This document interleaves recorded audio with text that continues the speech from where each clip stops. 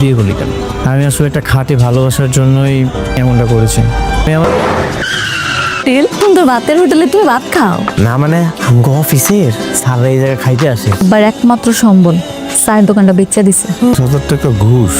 হ্যাঁ বাবা, আর কোনো কথা শুনতে পারো একবারে চাম দিলে হান লাগতেছে না বান্ধবী রে। স্যার এটা কিন্তু আমরা গেট দেবো 10,000 টাকার 1 টাকাও যদি কম হয় আমরা কিন্তু গেট ছাড়তাম না। এই ওরে বাপ রে, না হইতে এখনই জামাই হয়ে গেছে।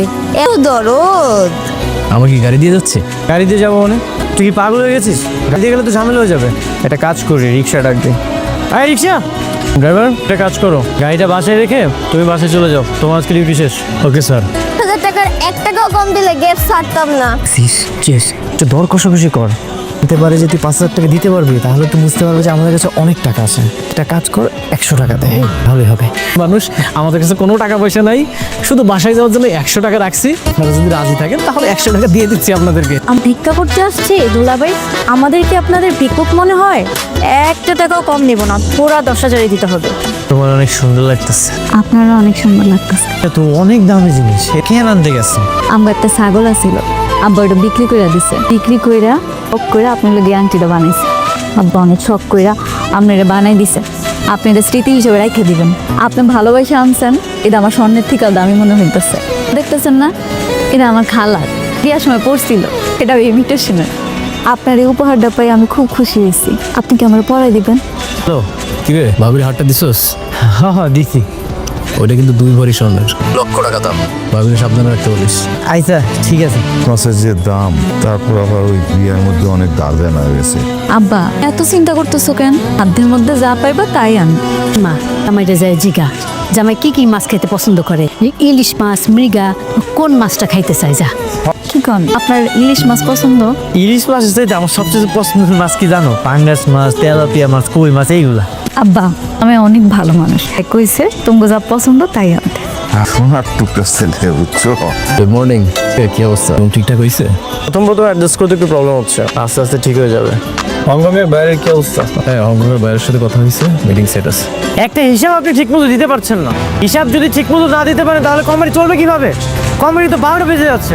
রাতু একটা হিসাব উনি ঠিকমতো দিতে পারছে না, তাহলে ওনার কাজটা কি? ওই স্যার আমি এখনই ঠিক করে আনছি। আমি ওই যে আমরা সারে টেবিলটা মুছতেছিলাম, কামটা শেষ হইলে পরে আবার ফুলের মুছতে হইব, এখন আসে না। ও তোর কাছে দেখুন অনেক কাজ, তুই চা বানাস, টেবিল পরিষ্কার করিস। এইভাবে বলতেছি যেন ও না বুঝতে পারে। আচ্ছা তুই এইভাবে বিয়ে করলি কেন? আমি আসলে একটা খাঁটি ভালোবাসার জন্যই এমনটা করেছি। আমি এমন একটা ফ্যামিলিতে বিয়ে করতে চেয়েছিলাম যে ফ্যামিলি আমাকে অনেক ভালোবাসবে। তবে তো আমি আগেই বলেছিলাম আমি খুব গরিব ফ্যামিলিতে বিয়ে করতে চাই। কেমন যেন একটা এক্সট্রা কেয়ার করা শুরু করে। আমি জাস্ট দেখতে চেয়েছিলাম, I just want to see যে তারা সত্যি সত্যি গরিব জেনে আমাকে কতটুকু ভালোবাসে, কতটুকু আদর করে। অনেক বেশি, অনেক দামি, আমার কাছে এত টাকা পয়সা নেই। আমি জানি, আমি সব কিছু জানি। এর আগে আমি অনেক আইছি, এখানে আইয়া আমি সুন্দর সুন্দর জামা কাপড় পরে দেখি আমার কেমন দেখা যায়। এরপরে কেউ জিগাইলে কই কি আমার তো জামা পছন্দ হয় নাই, আমার জামা আমি নিব না, নাই থাকেন চলে তুমি ভয় পাইতেছো কেন? আমি আছি না। মাশাআল্লাহ তোমার এত সুন্দর লাগতেছে, পুরো অফিসে বসে ভালো দেখা যাইতো। আপনি সেই মেয়ে না এদিন ড্রেস ট্রায়াল দিয়ে গেছিলেন?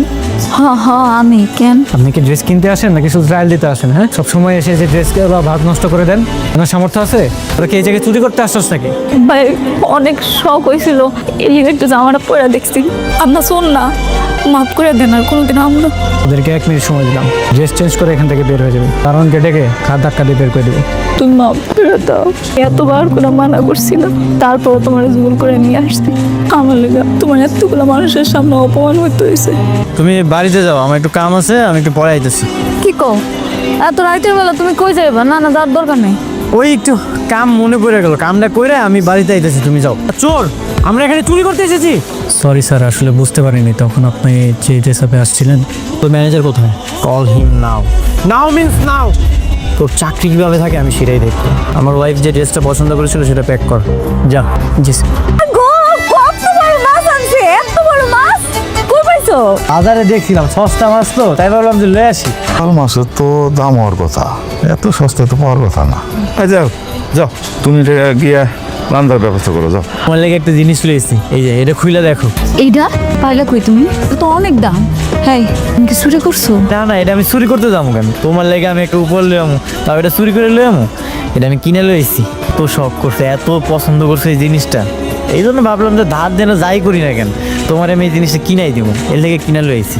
ধার দিয়ে কথা দাও, তুমি আমার লগে আর কোনোদিন ধার দেনা করবা না। আমি জানি ধার দেনা করলে মাথার উপরে কত টেনশন থাকে, শান্তিতে ঘুমান যায় না। আমার স্বপ্ন পূরণের লেগে তুমি এত কষ্ট করবা না, তা হইতে পারে না। তুমি আর কোনোদিন এমন করবা না। আমি যেরকম বউ চেয়েছিলাম সেরকমই পেয়েছি। আপনি একটা সামান্য টেবিল ঠিকঠাক মতো ক্লিন করতে পারেন, তাহলে কি কাজ দিলে আপনি ঠিকঠাক মতো করতে পারবেন? Sorry sir. What sorry? Sorry বলে বলে আর কতবার এইভাবে কাজ করবেন? ভাবি তো অফিস চলে এসছে। ভাবি কি বলিস? ভাবার চিন্তা নেই, ড্রেসটা চেঞ্জ করতে হবে। এই ব্লেজারটা পরেন, যেটা বলছি সেটা করেন, এটা পরেন। আমি আরে পরেন, যেটা বলছি সেটা করেন। চিন্তা না করে ড্রেসটা পরেন, পরে এখানে বসেন। না মানে বকা বকা দেন। আমি কাজ করলাম, হ্যাঁ দুদিন একই কথা বলতে হয়, কাজই তো হচ্ছে না। আসলে এই যে অনেক স্যার অনেক ভালো মানুষ, আমি ওনাকে অনেক ভালোবাসি। স্যার আপনি ভুল করতেছেন, ও তো স্যার আমার কর্মচারী। ও কর্মচারী, আমি ওকে অনেক ভালোবাসি, তো তাই মাঝে মাঝে আমি ওকে আদর করে ভালোবেসে স্যার বলে ফেলি। মনে হইতেছে কি আমি একটা রাজপ্রাসাদ এসে বসছি। এটা বুঝি ভাতের হোটেল? তুমি তো ভাতের হোটেলে তুমি ভাত খাও? না মানে আমগো অফিসের স্যাররা এই জায়গায় খাইতে আসে, আপনার মাধ্যমে আমি এই জায়গায় ফিরি ফিরি খাইতে পারি। তুমি যে আমার বিয়ার সময় হাড়টা দিছিলা, সেটা আমি বেচে দিছি বাসার ভাবির কাছে। না কি হয়েছে, তোমার 300 টাকা দিয়ে কিনা দিছো না, এই গিয়ে আমি সারা কি করে কইছি এটা 500 টাকা দাও, হ্যাঁ কিনা লইছে, আমার 200 টাকা লাভ হয়েছে। 50,000 দিলে হবে নাকি আরো বেশি লাগবে? আর না 50,000 দিলেই হবে। ঠিক আছে, 50,000 টাকা দিলাম, আরো যদি বেশি লাগে আমাকে জানাস। অবশ্য একটি খবর পাইছি, ওই জায়গায় অনেক টাকা ঘুষ দেওয়া লাগবে। ও 50,000 টাকা ঘুষ?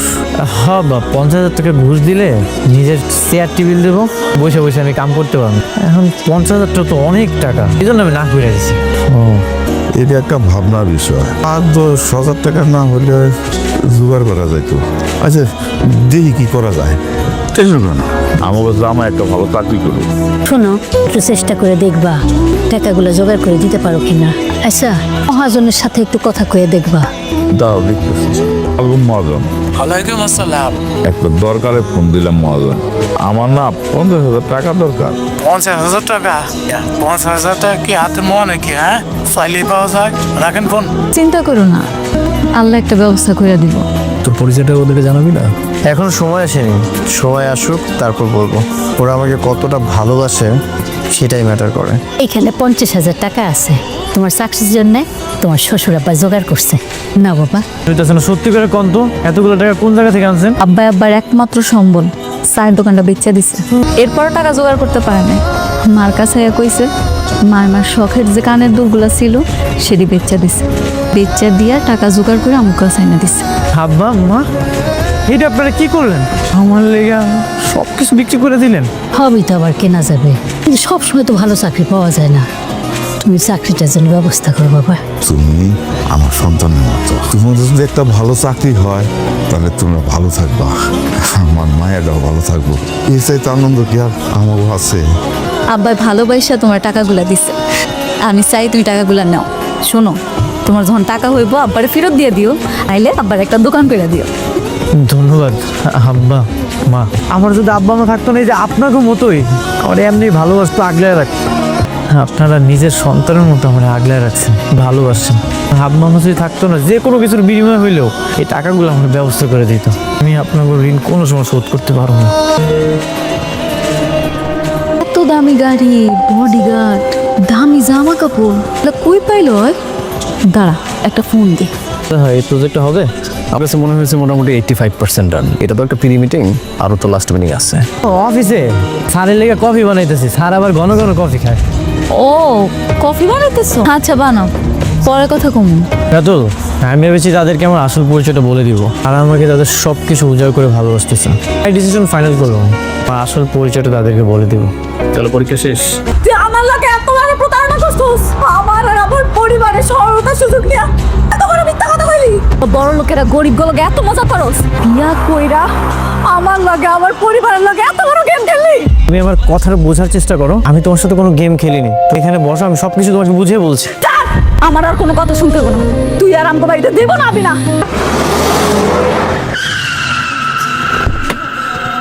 কি দেখলাম, দুলাভাই তো অনেক বড় লোক। হ্যাঁ, ও তো ঠিকই বলছে, আমার তো বিশ্বাসই হচ্ছে না। আমারও বিশ্বাস হচ্ছে না। আপনি আপনি এখানে কেন আইছেন?